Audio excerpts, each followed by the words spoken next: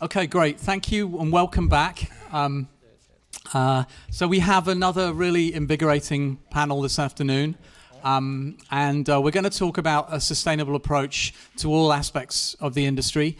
Patrick Duffy, no relation, is going to moderate. And we have a wonderful panel. Simone, Rebecca, and Danielle are joining us today. And we're going to throw the room open to questions later as well. So, please definitely jump in and ask some really compelling questions of the panel. And I'll turn it over to Patrick. Thank you. Hello. How are you today?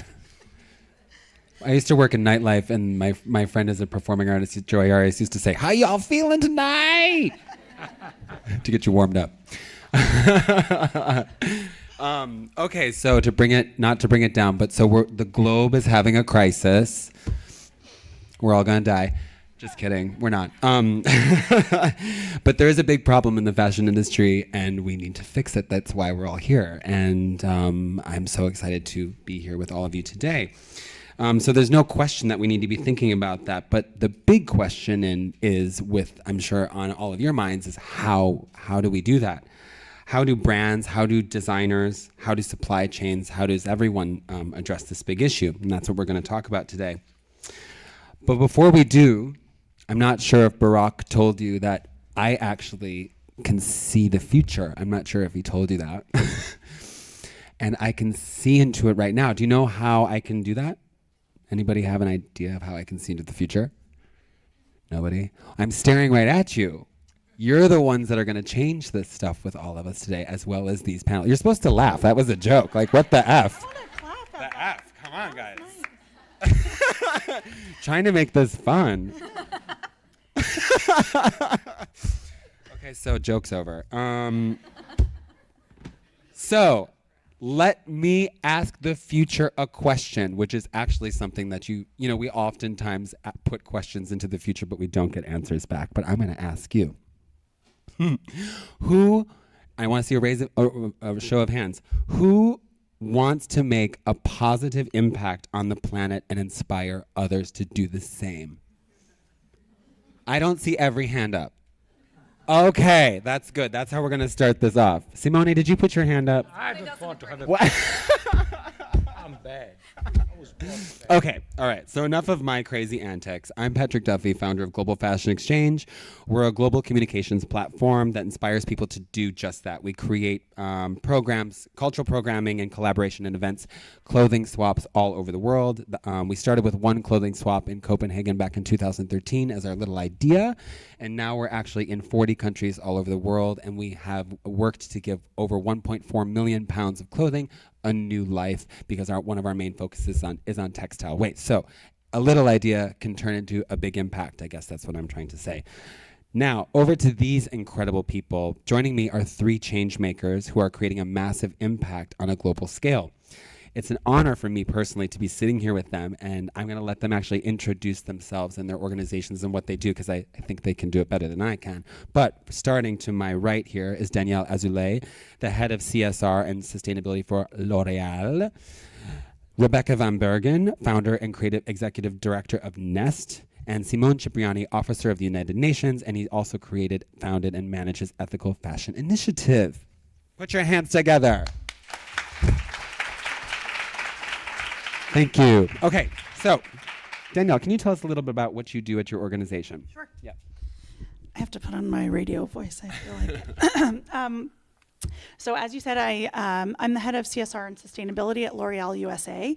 At L'Oreal, we have a holistic sustainability program called Sharing Beauty with All that's managed at the global level.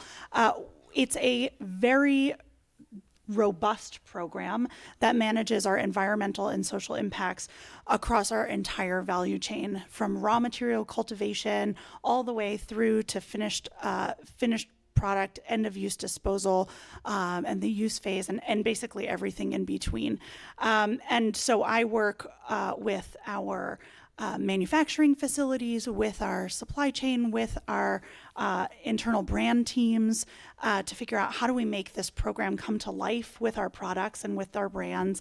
We have 35 brands under our portfolio, and we're the largest beauty company in the world. So certainly a lot of opportunity there. And what was the question? That's it. That's good. That's good. That's good. We just want to get a top line. That's good for now. I'm going to ask you those tough questions. Get ready. Rebecca, over to you. Tell us a little bit about what Nest is. It is so beautiful, big, impressive, and exciting. Can you tell us a little about what it is and what you do there? Sure. I'm the founder of an organization called Nest. We work with the global community of artisans around the world. We're a nonprofit and invest in helping increase their marketability, but then we also consult with brands and retailers on how to incorporate artisan into their supply chain. And over the years of doing this, we realized that anywhere between 20 to 60% of current garment manufacturing is getting subcontracted from a regulated factory to a woman working in her home, sewing soles on shoes or buttonholes or embellishment in some way. And so we launched a transparency initiative to help companies, quote unquote, audit home-based workers. So to bring regulation in at least minimum wages, if not striving for fair wages, to workers at the very end of our complex supply chains. Can you tell them a little bit about the handy worker economy, like the massive size, like that? Every time I hear this number, it's a wow for me. Can you share what that is? Sure. I mean, it's, I think the interesting thing we call our hand worker economy is that the data is terrible. So, I mean, I said 20 to 60% of garment manufacturing. Those are very, very different numbers, 20 and 60%. And the truth is that there's not a company that knows how much of their manufacturing is being subcontracted and to how many people. Like, they just don't actually know the answer to that. And so we don't actually know how many there are, but the ILO estimates around 300 million home-based workers. But the truth is that the data is really, really terrible. We're trying to get that better. Something to strive for. So, Simone, Cipriani, I want to go to Italy with you. Can you please tell us a little bit about you? It would be an experience to go to Italy. That's another show. Food and drinking experience, especially drinking. I'm very good at that. So we manage a large supply chain in several African countries and in Afghanistan, where social enterprises that we create and manage enable artisans, especially women from very marginalized communities, to be suppliers of big fashion brands all over the world, even here in the US, in Europe, in Japan, in Australia, also lifestyle brands. Then we do mentoring of young talents only in Africa. Then we are setting up, this is now an investment fund to support these young talents with investment. Usually where we work, there are 4 words that characterize the environment where we operate. They are war, climate change, lack of opportunity, migration. Because of these words, we do work. We bring about work, which is the only way to address that. And we do it because we are the United Nations, and this is our mandate. So how then, I'm going to start with you with this question, how do you address environmental and human sides of sustainability with the work that you do? Human sustainability, you have to be sure to give decent work conditions to people, which requires 3 things. A business model based on people, which is exactly the opposite of the business model of the fashion industry today, and to make this business model consistent with the fashion industry in some way in order to be suppliers. The second one, you need to calculate a living wage. You need the capacity and the system to calculate a living wage wherever you work. And then you need to organize the supply chain and the capacity building to enable people to arrive to the living wage. Living wage is a function of the productivity of labor. So how you organize the work and how much you enable people to be productive. And then you need another thing, you need an impact assessment system to be sure that what you do is good for people. On the environment, we try to use natural processes. We use a lot of organic cotton. I'm not very keen about that, but we do a lot of natural dyes, a lot of that. We minimize the impact of the processing, and we build effluent treatment plants wherever there is water involved. And then, of course, we assess also the environmental impact, and we do also some carbon offsetting. Our main thing is to regenerate the social capital of the places where we work. We give something also. We do something to regenerate the environmental capital, but it's the social capital, the one in which we work. Thank you. Rebecca, same question. How do you address those issues, the environmental and social? Sure. Yeah.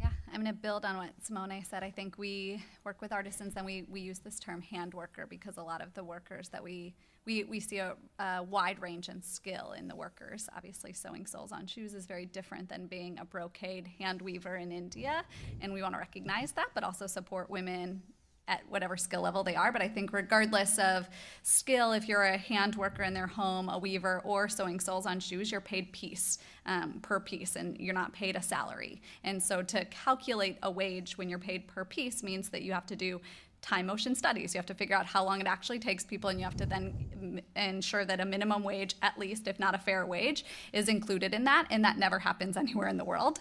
And so while people think of artisans as being sort of ethical and fair, just by nature of that, it rarely is, and so, but there's no transparency to show that otherwise, and so a lot of our program was about increasing transparency and ensure that records are kept when you work with women in their homes or artisans in any way, and so I think that it's actually true that 100% of the artisan vendors that we worked with in our compliance program, none of them, 100%, no records of their home-based workers, none at the time that we went in. So it's a problem, and so you don't even know if it's fair. And so we calculate in real-time wages so that we have a baseline, and then we can come back and do the assessment and make sure that people are paying a minimum wage. So a lot of it is around wages. There's a whole host of other kind of worker well-being issues that we look at too. On the environmental side, I think what we're really interested in is that there's a lot of attention about the environment at the factory level, and there's nothing in unregulated small workshops or homes. And so people are dumping wastewater into the ground. They're not using water treatments because not everyone is as lucky as to work in Simone's communities, and ventilation, there's none, so these issues are not being addressed in the unregulated economy. And so how can we ensure that resources, development, innovation is happening to ensure that those things that we care so much about at the factory level are actually trickling downwards in the supply chain? That's a lot to think about. Oh my God. But I mean, the idea that we're talking about today is the sustainable approach. So why, and this is going to be directed to you in a second, but to you guys, why is that important? Why do brands and companies need to be thinking about this?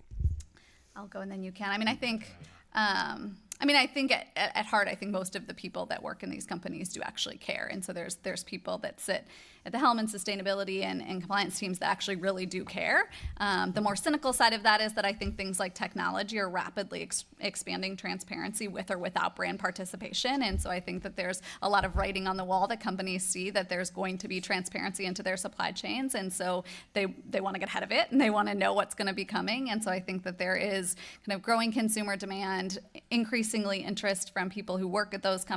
I think there's a whole lot of factors that are pushing companies to want to know more about where things are happening. Simone? There's a legal dimension, which is this one. This is the Universal Declaration of Human Rights. Everybody signed that, and everybody since then tried to find ways to avoid compliance. And human nature. Then there's a practical and all the legislation that followed. Then there's a practical reason the world is doing bad. It's doing bad from the point of view of the environment. It's doing really bad. It's doing really bad from the social point of view because conflict is spreading everywhere, and conflict is spreading because of inequality, poverty, climate change, lack of opportunity. Where we work, there is war and there is conflict, but in the communities where people have decent work, this is greatly reduced or absent. If we want a world in which our kids can, or you are very young, you are the age of my kids, or you can grow and flourish, you have to change that, you have to engage. And the fashion industry involves 60 million people in the global south. It has a huge power of change. Change. Yes, that brings me to you. Okay, so just lost my train of thought for a second. But so bringing over to the brand side about environmental and human impact and sustainability, can you tell us a little bit about what that looks like for you guys being L'Oreal? Sure. I think we own our own factories in the U.S., and so a lot of the vast majority of our products are made in factories that we own. So we have a very good control and visibility from an environmental and social perspective. Part of our sustainability program is that 100% of our strategic suppliers will be part of our social compliance program, which is our supplier auditing program by 2020. Ultimately, and I know this from working in fashion before this, auditing is just one way that we can truly engage the full supply chain and ensure the safety and well-being of all the human beings that work in our supply chain. To your point, having that visibility and control is one of the key challenges that any company faces. And it's like connecting, just because of the complexity of the system, it's almost like you're on a scavenger hunt, and the people that you pay, and you have very good control over that, and you hopefully know you have good enough relationships so you know the people that they pay. But the decisions are being made in real time all the time, upstream in supply chains everywhere, that make it complex for the brands to have that continuous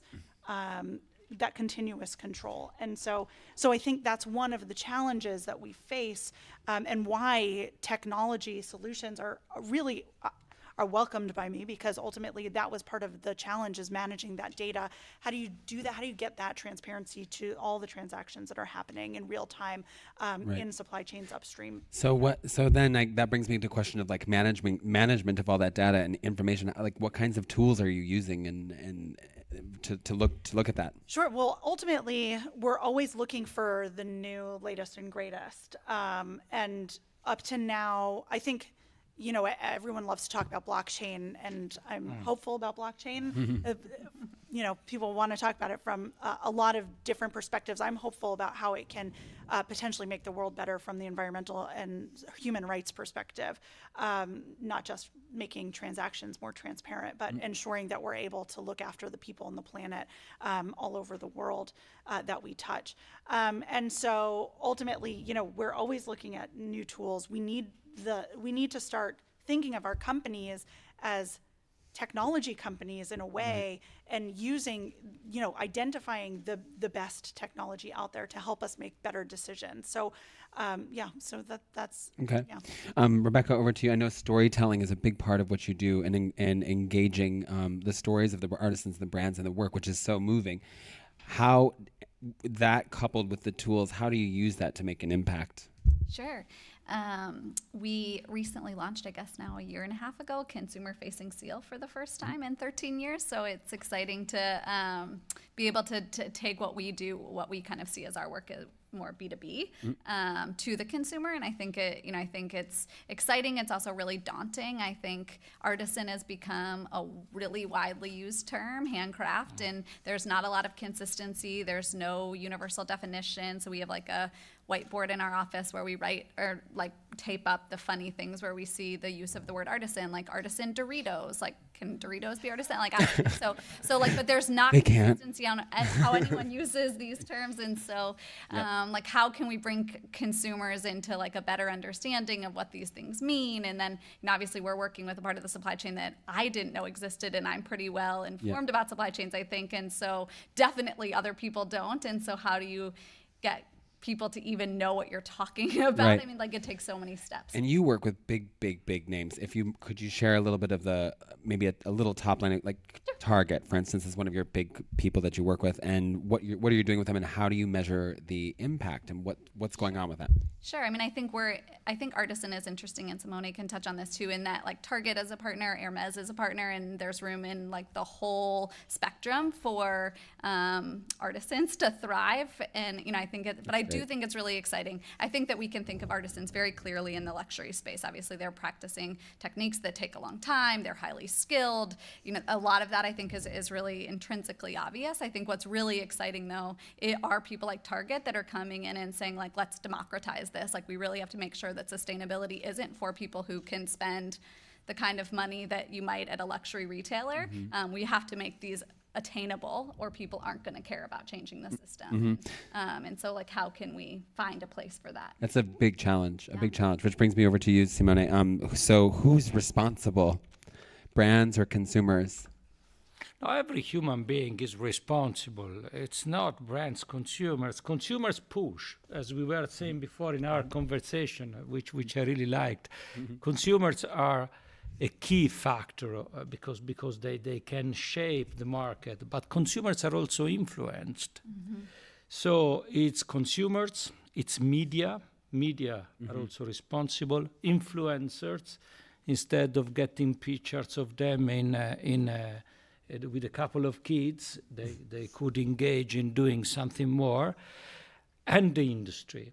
And in the industry, guys, you're all studying to work in this industry. You must be aware of one thing. This industry is not sustainable at present. Sustainability will depend on your engagement. And the engagement is at the level of middle management, of low management. Because even if the big people say, let's do this, let's do that, then a business model is structured in such a way that the middle management has to behave in a certain way. They have to maximize profit, they have to squeeze the cost of goods sold, they have to invest more than examples like you own your own factory, but it's very rare. Normally, people don't own their own factory, they know what happens in the supply chain and they don't want to know. So it will depend on you. You belong to a category of the humankind, like me. We belong to the category of the humankind that can fail. This morning, people were saying, fail, fail, fail. Well, I don't wish this to you, don't fail. But if you have to learn something, do it. But we can fail because we have a second plan. We have something to recover. We have in our societies safety nets that protect us from extreme hardship. In the societies where the artisans I work with live, you don't have these safety nets, so they cannot fail because they starve to death. We can fail and change and learn from failure. There's another part of the humankind which cannot fail because they die. So it's our responsibility to change that. Because if we fail while we are in this system to do some good, we learn, we evolve, and we change the world for the better. I say yes to that. So, yeah, sure. I think you bring up a really good point, and it goes back to the question you asked me, is that ultimately the best thing that companies like mine can do is not necessarily adapt the best technologies, but it's to train the people who are decision makers to help them make better decisions. And ultimately, every one of you will be a decision maker in a company or an owner of your own brand or company, and empowering people to make better decisions will go a long way in helping people and the planet. And I think that's ultimately what it comes down to, is giving people the alternative. People have been conditioned to always chase price. And now if we can expand their thinking to have it a more balanced approach to take into account people and planet, that's the way to go. I want to ask you specifically, because of the uniqueness of your position at L'Oreal, which is a massive global company, what advice do you have for companies that are in the early stages of their sustainability planning, and what are the three things?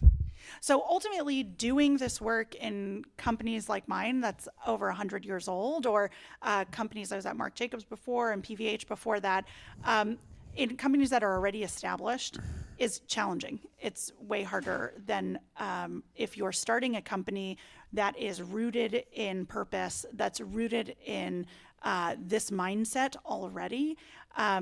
that's going to be much easier because you're going to be making better decisions from day one. Ultimately, we didn't have this awareness 109 years ago when my company was founded, right? And so as this awareness has come into being, we are now taking businesses and retrofitting them or trying to infuse better practices and better behaviors into them. And we're doing great work because now we're a company that has scale to offer. So when we decide to make a switch in how we procure our renewable energy, for instance, that actually does make a sizable impact because of the size of our company. But what would be ideal, and for any brand starting now, is to contact Rebecca and figure out, how do you connect with these communities from the beginning? How do you make sure that you have the visibility to who your fabric suppliers are, to where they're dyed, to who's doing the embroidery, and on and on and on, so you can make really proactive decisions instead of letting other people make those decisions on your behalf, which a lot of times is how things get made in fashion. Is you work with a cut and sew facility, and they have the network, they have the brokers, they put the pieces of the puzzle together for you. That's not good enough anymore. You have to know who is in your supply chain. You have to be in control of all those decisions. Amazing. That's brings me to this next thought, which is about failure.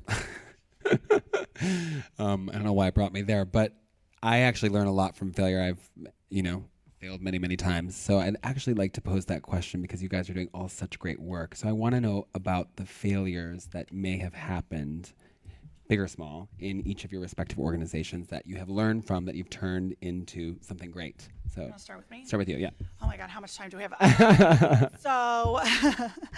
Personal failures, I guess we'll talk about failures in this space. I talk about sustainability. It's like the Wild West right now, right? We're kind of figuring it out as we go along, and you have to be willing to try something and then adapt always. If we can go down a road and think we're going down the right road, and maybe that's not yielding what we wanted, and there's something better out there. So constantly learning, constantly having eyes wide open about reevaluating the impacts for every decision you're making along the way, and being prepared to change the course completely if it's not giving you what you want. The pivot, yeah. Pivot. The pivot. I'm good at that pivot. I got it. I got your pivot, Rebecca. I was going to say something along the similar lines. I think we're a nonprofit, and we're bound by a mission that we report to the IRS, and a board governs that. And I think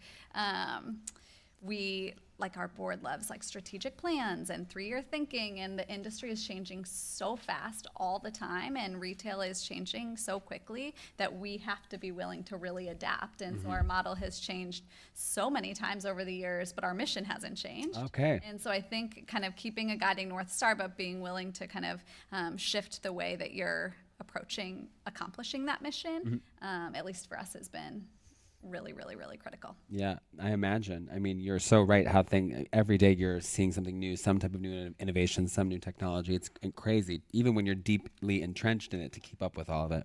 Simone?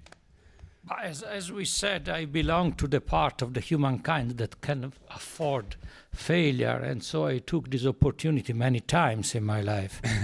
and once I did it in many places.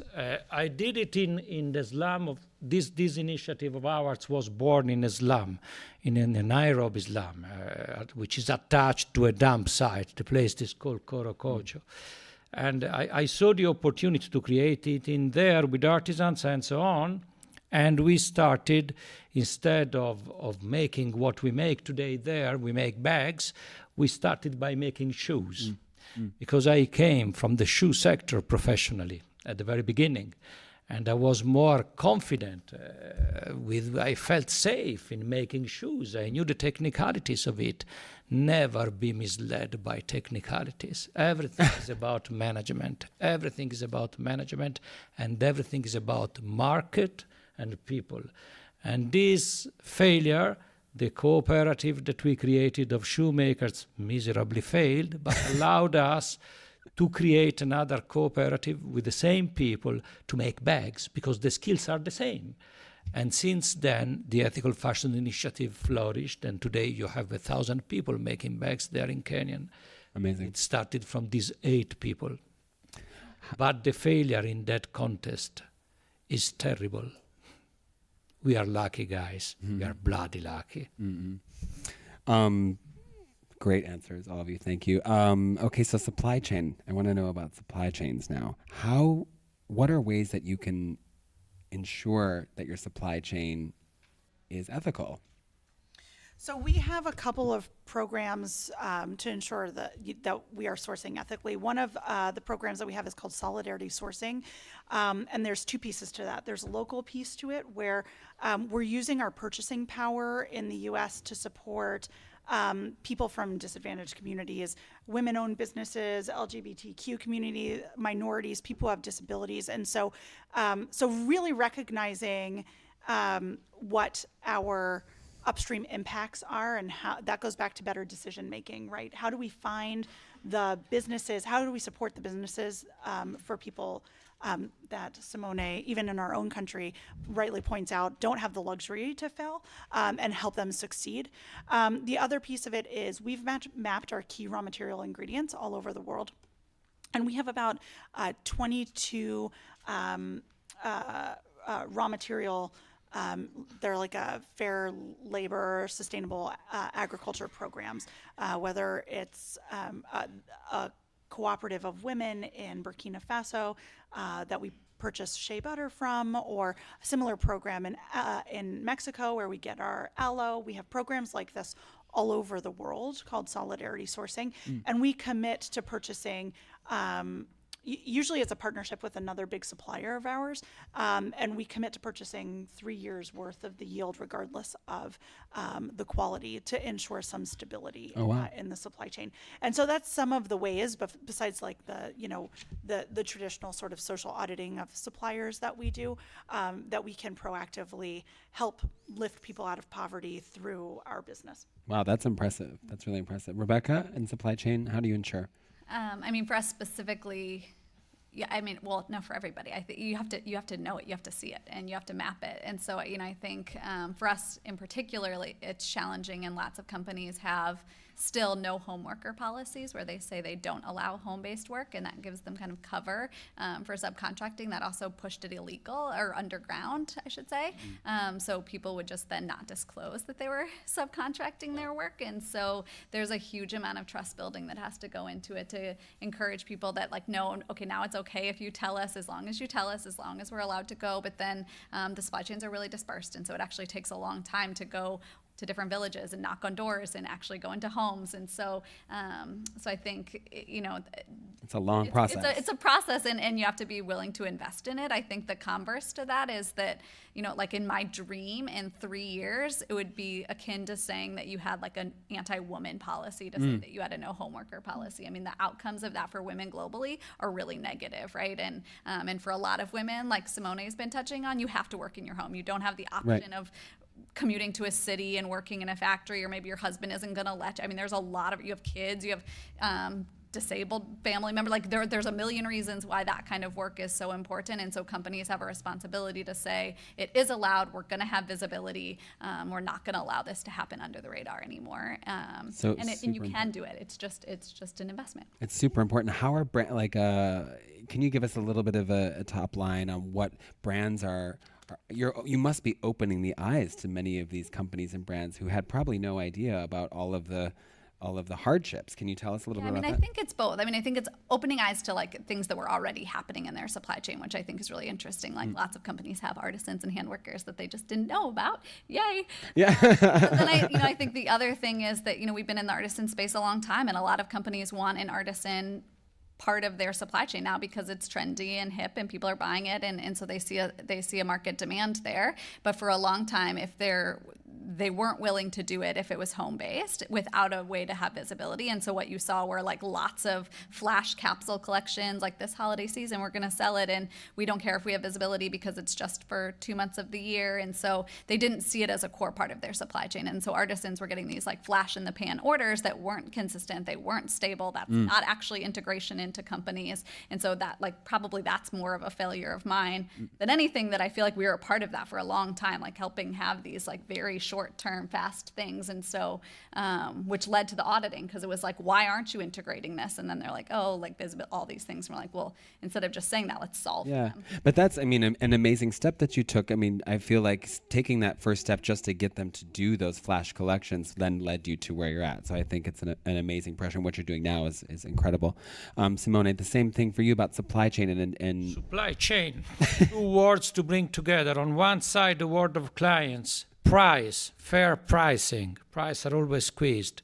Payment terms. You cannot work with artisans in the global south by saying I pay upon delivery after 60 days, as they usually do. You have to anticipate something and then fair payment terms. Product development time. The industry spends ages on product development, which is the real research, and it is done at the expense of producers. They go to producers and they say, can you do a sample of this? Can you do a sample of that? Can we try this? Can we try that? And then when they make up their mind, they come up with the order. So make up your mind before, do your homework well, bloody hell, do it well, and then come to me so that we can work together. And then we have decent lead times in production. You cannot ask, the industry today is asking the impossible for tomorrow. Can you give me the impossible? Yes, when? Tomorrow. On our side, on the side of producers, because we have also our problems. Quality. A huge investment in quality. Artisan. Artisan what? Quality. Delivery. Delivery times. Deliver on time. And most of all, offer people the possibility to grow and to have decent work conditions in your supply chain. There are tools today, the living wage, blah, blah, blah, blah, blah. One word on the living wage. The living wage is not simply a thing to give good money to people. The living wage is understanding society, because when you calculate the living wage, you have to understand what is the amount people need to eat, to have housing, to go to the hospital, to go to work, to have a telephone, to have pension, to save. So you understand the basics of a society. You have to bring these two words together, and the only way to have a fair supply chain is to have a partner with whom you can negotiate this. Listen, I need this product development time. I have these problems of quality. Let's do a program together. An example for all. I always quote this example. One of our best partners is Vivienne Westwood, with whom this dialogue has been going on for ages now, for many, many seasons, and in a very good way. United Aeros in Japan, Mimco, and many others. But it's bringing together these two dimensions with a clear plan of action and with a long-term perspective. That's the last point. What are the long-term? What are the challenges there? Like, how do you bring? Like, how? The challenges is that the fashion industry goes fast and the prices are squeezed, the product development is expanded, production time is compressed, and the artisans have problems in reaching the levels of quality and consistency and delivery and all the rest. So the only way is to put these two realities together, to do a long-term partnership and say, let's grow together. We start small and then we grow. We are doing a collection now in Afghanistan, which is bloody difficult, I'm telling you. Working in Afghanistan is quite a task. But it's also one of the most beautiful places I've seen in my life, and the most beautiful people I've seen in my life. But working in there means that you have to continuously organize things and change and contingency plan. So we asked our buyer, listen, we cannot give you 3,000 pieces now, the first collection. We do 500 pieces. We design them in such a way that they are perfectly consistent with the skills and the materials available, and we do a plan of product development together. Design, management, market, these are the words in the fashion industry today. Creativity, yeah, it's good, but that comes after. How are you measuring impact, Rebecca? I think we're lucky in that our model is an assessment model. So impact is measuring things. We have a lot of data. Measuring things is the model. So, I think so. We have 130 standards. It's open source. You can see it online. That we measure against 5 categories: health and safety, worker rights and well-being, fair compensation, a whole host of things. And we go on site, do an assessment and training program that trains people for the test, essentially, to ensure better success. We work with them from afar, and then we come back and assess at the end. So trying to look at change. We do include a worker well-being tool as well, which looks at social as opposed to just kind of production. Is that for the workers?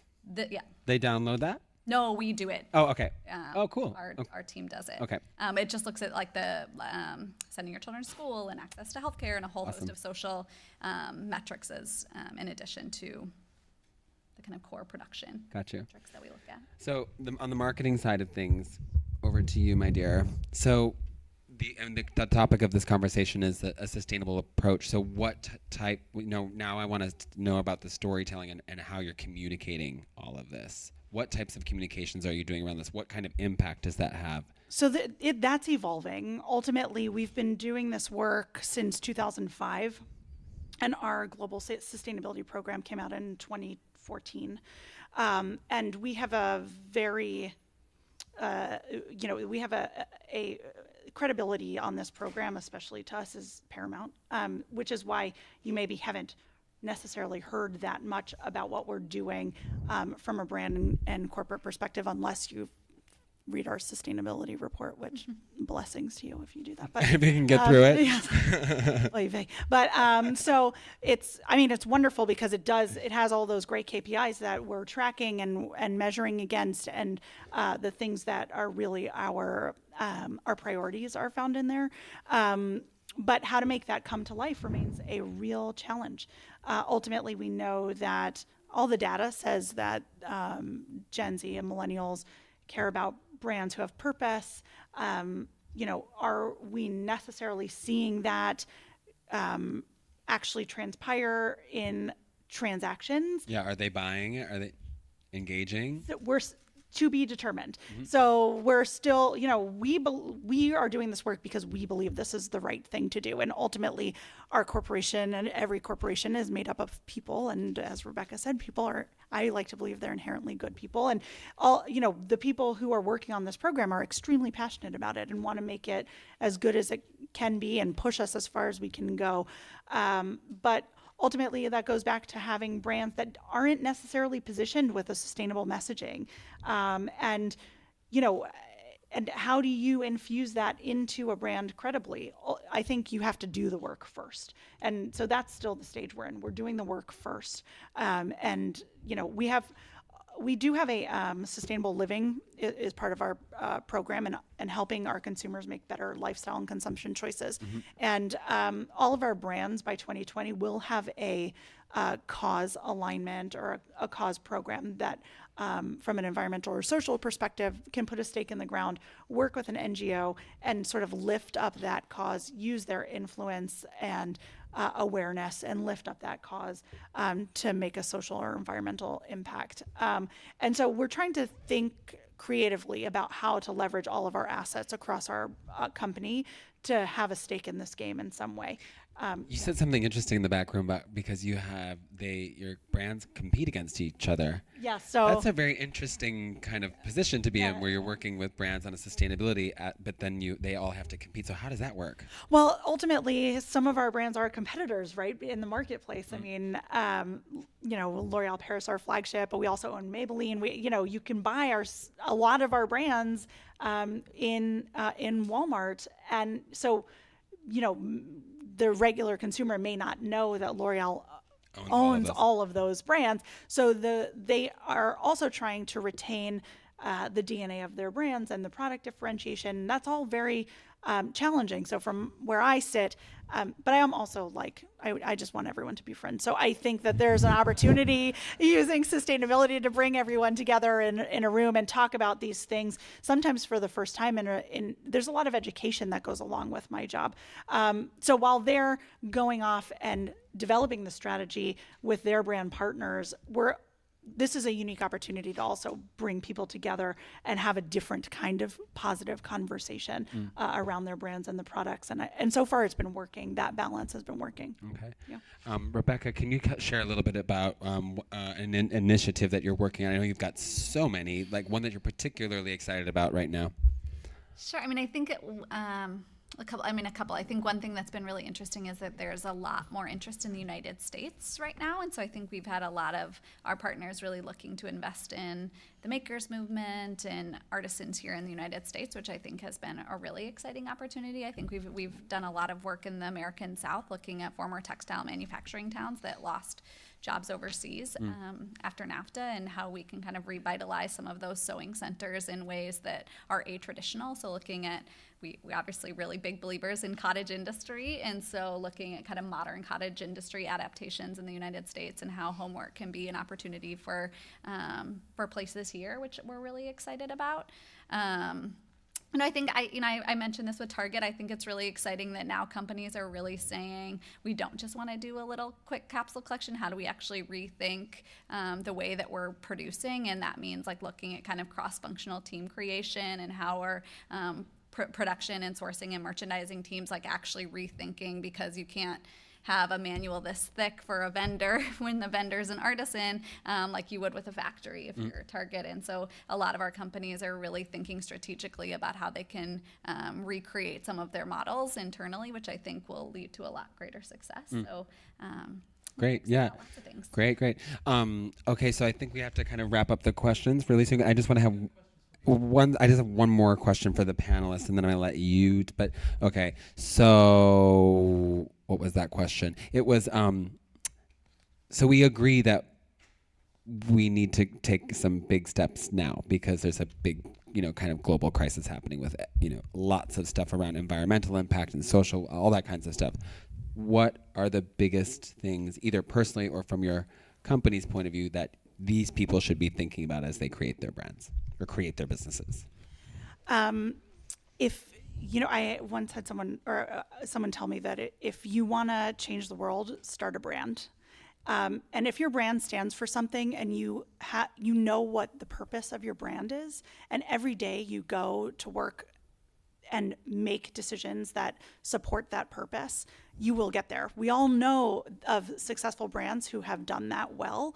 And just remember that brands are the sort of influencers of society. And so understand that role that your brand will play in the world. And there's no reason why it shouldn't stand for making a positive impact.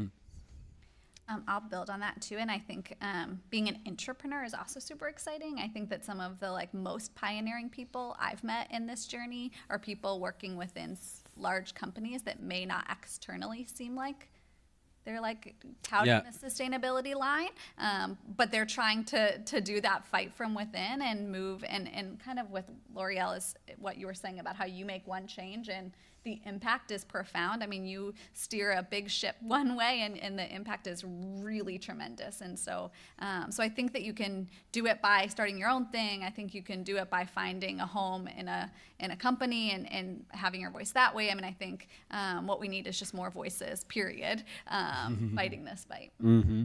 Mm-hmm.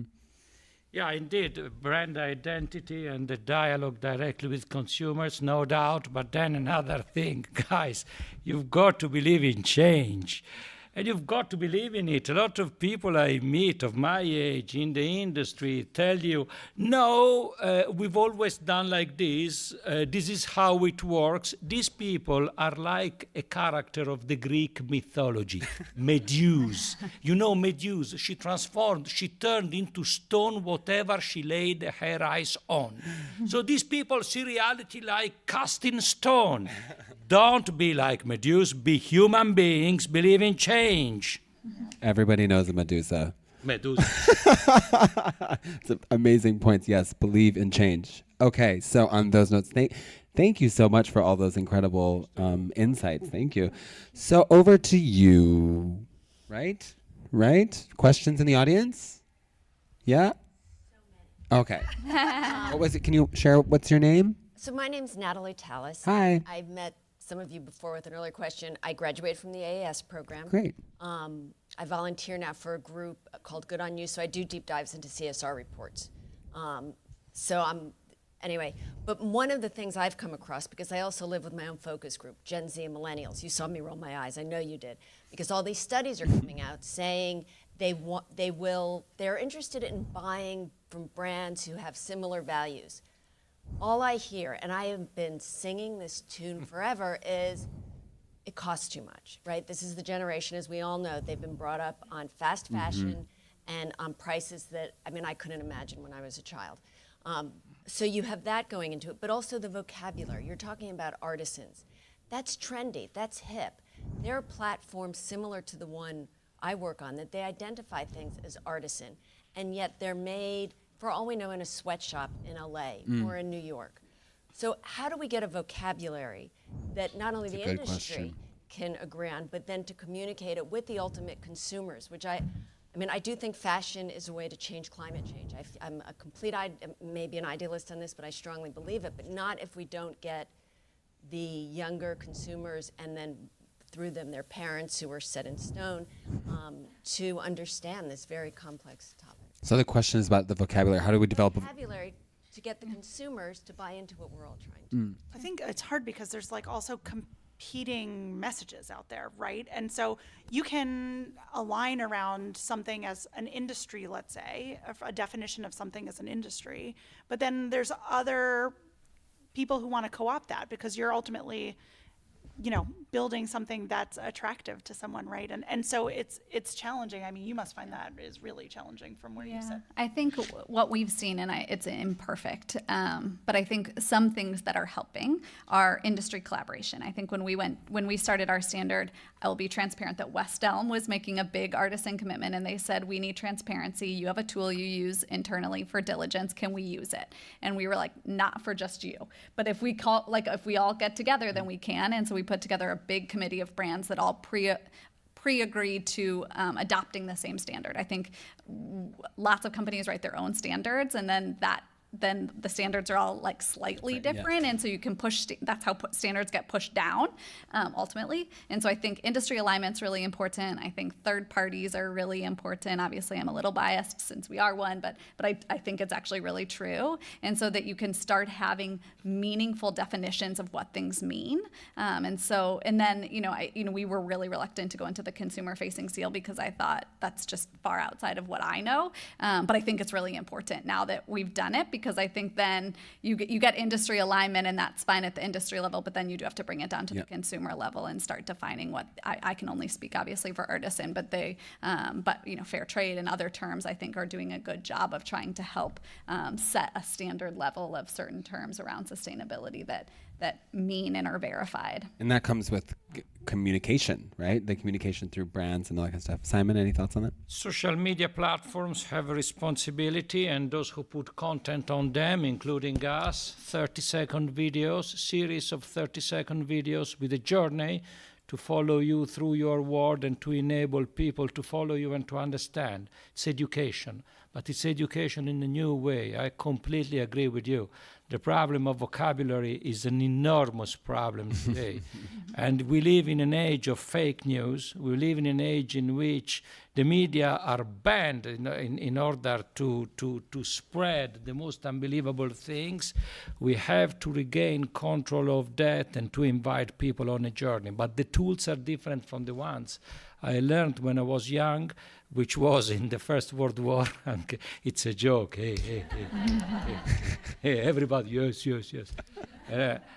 And it's these 30-second things, 10-second things, the capacity to have a dialogue on that. At the end of the day, today we have social media. Yeah. And this is a blessing if we are able to use this thing well.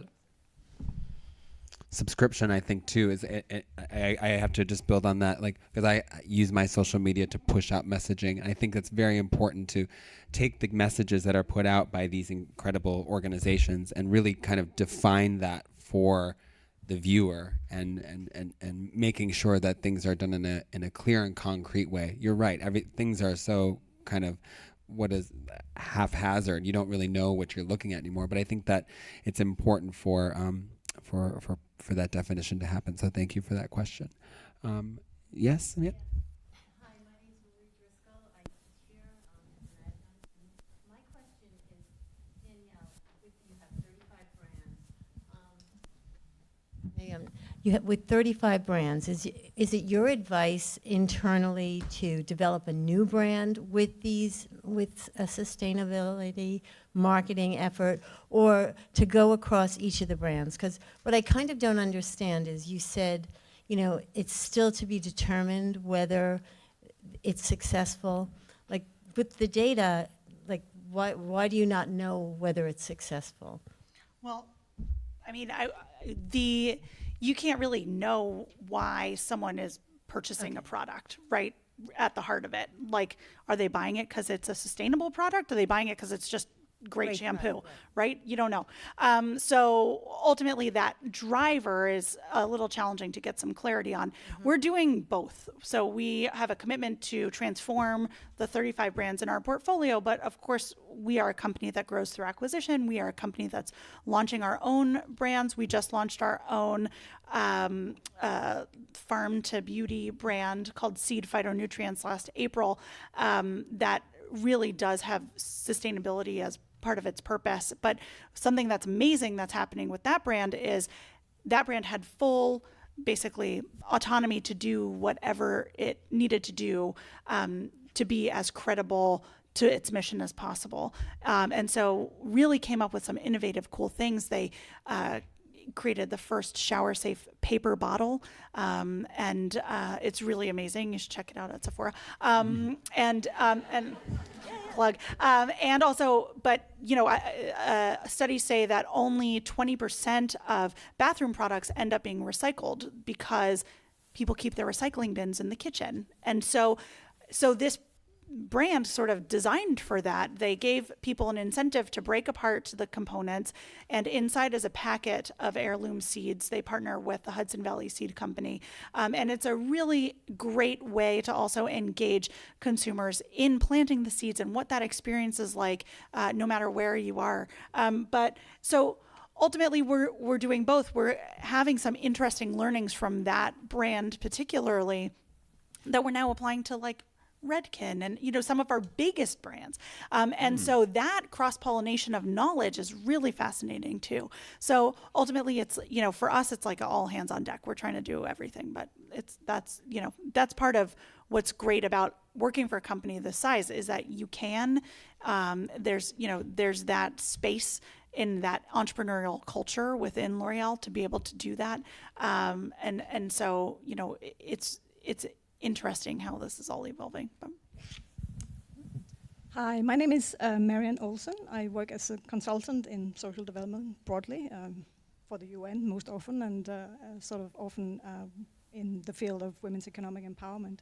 Thank you so much for hearing from each of you. It's really interesting to hear from each of your sort of organizations how you deal with this. When you was asked about whose responsibility is it, none of you mentioned governments, and I'm just wondering to what extent you approach, how do you approach influence in policies, and to what extent do you see that as also important throughout the sort of supply chain, that as an industry you are actually helped by what's in place and what's being implemented at the national level, so that it's not only you that are sort of as a business is responsible for whether it's labor's rights or environmental controls. It's a very good question. It's a bloody good point. Brava, it's a very good point. I didn't say anything about governments because I'm getting old and I forgot it. But I'll tell you something now. When the people of Copenhagen set up this Copenhagen Fashion Summit, the first time they always invited us, and they were sending around these beautiful concept notes and so on. The industry has to do this, the industry has to do that, and the industry has to ensure labor conditions. That's the primary responsibility of a government. It's absolutely true. And it's a primary responsibility of other governments to have a dialogue with the governments that don't apply these conditions, even if they have signed them up in international conventions and so on, and maybe say, hey, listen, you receive aid from me, do you do it, don't you do it, and this and that. Of course, you always have to be careful on interference, colonial forms of neocolonialism and all the rest. But it's a basic point that if we all agreed on a framework which comes from here, on a framework, And on a legislative framework, then we have to be consequential on that. So it's absolutely true. The role of the governments in the world of today, we tend to overlook it, but the role of the governments is extremely important. That's the reason why for young people it's also extremely important to go to vote and to be engaged in politics, because politics is the first engagement to change things. Thank you for your question. You gave me this opportunity. Can I add? Oh, sorry, we both want to answer. No. So I was going to say, I think that also speaks to the first question on vocabulary, right? And ultimately, as you were saying regarding entrepreneurs, I think that's how I view my position. My position exists, I think, because of a void in regulatory infrastructure. And it's really messy when you're having every company try and sort of make their own standard. We're filling a void. That's not the effective way to do this work. The effective way to do this work is a regulatory infrastructure that supports people on the planet, and then companies adhere to that. And so ultimately, I couldn't agree with you more. Just one quick add-on to that is that this is the Band-Aid, what we're all doing. Yes. I mean, I think in the Philippines, there's no minimum wage if you're a home worker. There is none. You are actually abiding by law if you pay them whatever you want. And so if that's actually law in the Philippines and you're producing in the Philippines, you have to, as an industry, then set something above that, or I believe that you do. And so before we get the Philippines on board with a minimum wage law that applies to home-based work, what are we going to do? So I really see a lot of our work as stopgap measures, because we can at least make sure that those workers are paid while we take the data and hope that our varying degrees of participatory governments are playing a role as they should in trying to lobby for a different form of regulation. What about UN Global Compact? Maro. It's not a question to me. No, I'm just asking. Asking in general. Yeah. But it's a big scheme. It's one of the big schemes of the United Nations, and it's a positive one because it brings together the United Nations and big companies in a dialogue over these things. So it's a positive thing. In general, the international organizations are a good thing to have. They depend on their constituencies to make them work. And the constituencies are, first of all, the governments, because it's United Nations, and the other international organizations like the Global Compact and so on. You also have the big industry and so on. But it's a way these are fora where this discussion can take place. It's important after the discussion to take action and to make things change, but at least the discussion is there. I was a very good diplomat. Wasn't I? It's okay, it's on film, so. Yeah. That's right. Another question in the back? Yeah. Oh, wait. Sure. Whoever. Hi, my name is Amanda. I work at Eileen Fisher. And a question that I get a lot is from those who don't necessarily understand the difference between made in the USA and what that impact is versus a global supply chain. And I'm wondering what your reactions to that, or when you get questions like that, what are your answers, or what are good ways to inform those who don't fully understand what that impact is and how good a global economy, a global supply chain is to an economy? They are going to answer. I really like that question because prior to joining L'Oreal, I was working for Marc Jacobs in global supply chains, and I was very acutely familiar with the struggles of people in China, from a labor perspective and an environmental perspective. And then the election happened, and I was like, oh my God, there's a need to do this work in the US too. And so I think that there is always the global supply chains are powerful because we have, and Simone is in a much better position to talk about this than I am, but we have helped the global poor,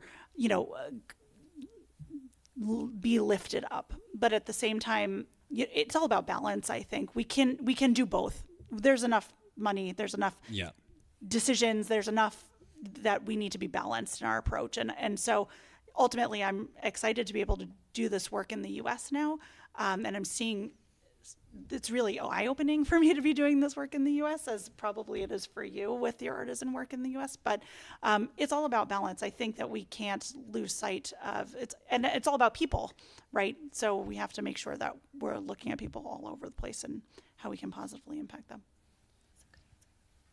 Is there a tipping point? I mean, I'm just thinking, like, there's so much stuff that's being produced. Like, when do we just say, when do we just say we don't need no more shit? So We do not need stuff. So I guess, does that kind of change the whole focus of this conversation? No more stuff, but the stuff produced by us. Yeah. That's in it. The rest all forget. Okay, do you mind if I ask that question? I mean, I think is that a good question, you think? I mean, there's so much. Oh, sorry. Never mind. So was there another question? Over there. Sorry. I do, but I also think that's a great question. Okay, we'll come back to that. A little bit related to what Rebecca was asking, I would love for you to talk a little bit more about compensation and how you balance these needs of having the transparency and the record keeping, along with fairly compensating and protecting these vulnerable communities or home workers where even access to a bank account is not given, or there may be a lot of anxiety around even registering as a citizen in that place to have a bank account. How do you navigate payment in a very practical way? I mean, the majority of artisans are paid cash, so it's not actually quote unquote part of the formal economy. And so we do, on behalf of global brands and retailers, do feel like formalization of the work is important. So we do encourage and participate in processes to help formalize the transactions, start open bank accounts, have proper accounting of all of the transactions that are happening. But there's a lot of resistance to that, obviously, because I think there's a lot of benefits to informality in the work from those communities. And so it's, it's a dialogue and it takes time. I think I'm a social worker by training, and for 13 years of running Nest, I didn't think that I used my degree very much. And then we launched this program and we use it all the time because there's so much trust building at the factory level, at the subcontractor level, at the home worker level, at the brand level. It's like there's a lot of social work happening, but these, I mean, they're really complicated issues, and to if somebody gives you a simple answer to things like this, then they're not very involved in the issue because it's really, really hard is the truth. I think we're really excited about things like mobile money and ways that you can kind of better track pay. We have a language-free animated video that's 1.5 minutes that teaches women how to understand pay and how you calculate pay, and because we start further upstream and train factories and subcontractors on it, and so it's happening. But if the woman doesn't even know, then like the benefit's good, but like how engaged is she in understanding what's happening around her, and so it's like highly complex. But the global average for homework pay is $1.80 a day, so there's a lot of room to go up. And so I think but the good news is that like pretty small changes in pay make a pretty profound impact when you're talking about $1.80 a day. And so the good news is that there's a lot of receptivity. We see a lot of receptivity on the brand side, on the factory side, in terms of pay for these workers. And so we haven't hit a lot of, we hit some, but we haven't hit a lot of resistance once we uncover major pay gaps to increasing wages, which is good. A different nuance, because we are always in dialogue with Rebecca. The Global South is not so backwards. 10 years ago, 12 years ago, we used to give money to people in the informal sector in the middle of nowhere through telephone. M-Pesa in Kenya, it was called like that. Yeah. Then there's another issue. When you define how to pay people, you calculate the living wage. That's the main thing, because calculation of the living wage means sitting with people and understanding all their costs, including the cost of transport, including the cost of telephone. Living in the informal sector, living in a slum, living in a bidonville, in a shanty town, you need a telephone. Everybody has a telephone. And then you need transport, and then you need access to water, because even to wash your face, you have to pay water. You don't have the pipeline. You need food, you need security, blah, blah, blah, blah, blah, blah. When you do this, you understand what is the wage ladder that you have to put in place there. So you see people usually in these conditions are on the poverty line, which is $1 a day, less than $1 a day. Then you struggle to reach the minimum wage when there is, Rebecca is right, for that kind of category. Then you struggle to reach a fair wage, something that allows people to navigate over the minimum wage, which usually by law is always very low. Always very low. It's 36,000 CFI in Burkina, something like this, 37, something like this. We pay to the best people, we pay almost 70. But the minimum wage is low. Then you have the living wage, which is even higher. And that's the gap you fill up with capacity building and increasing productivity of people in connection with your customers. That's where you have to work. So people are dispossessed, people may not have a bank account, but they are resourceful. If you engage them in this, they know very well what they need. The answer to your question is to speak with people and to sit with them. Susan, your work in Nepal is like that, isn't it so? It's like this.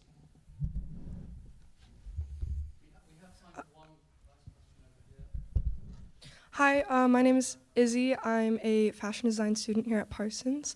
And I guess this question is, specifically for Rebecca, but if anyone else has anything to say about it. You were mentioning how some entry-level product suppliers, specifically Target, were creating new ways for artisans and different ways of production for the consumers. And I was wondering if that was specifically for the way that the current products are being produced, or if there were going to be a new line of products being made, or if there are any specific examples you have. And also another separate question is just as I know that this is more of a management panel, but do you guys have any specific advice or things that you hope to see in designers in the fashion industry? Thank you so much. Sure.